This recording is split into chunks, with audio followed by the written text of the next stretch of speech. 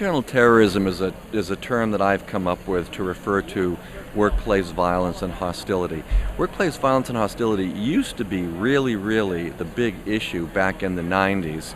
Then after 9/11, what we found was we moved off to international terrorism and worrying about that, and yet workplace violence and hostility continues.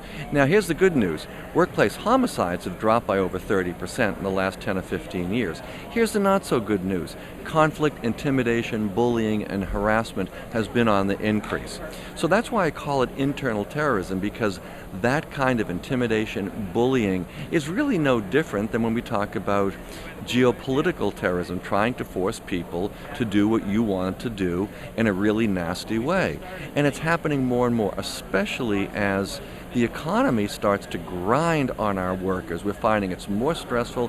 People are working lean and mean. There's fewer people. There's more stress.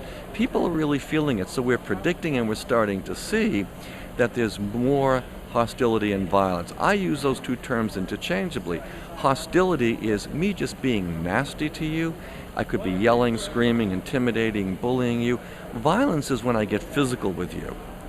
And we're still starting to see it percolate as we've really worked people. So I absolutely think that it should be a part of any business contingency planning, because we're planning for hurricanes, we're planning for disasters, we're planning for geopolitical terrorism. Those things may happen, but the likelihood or the percentage of them happening is much less than what I refer to as the internal terrorism, where there will be hostility, intimidation, bullying, and hopefully not violence between co-workers.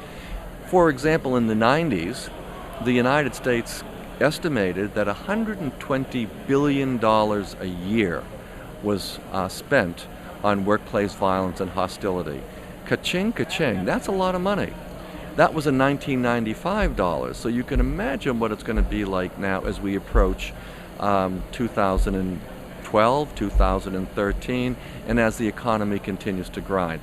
Absolutely, a hazard vulnerability assessment, a BIA, whatever we're calling it, should include workplace hostility and violence, which is also why I strongly believe that human resource personnel should be included as part of any contingency planning team.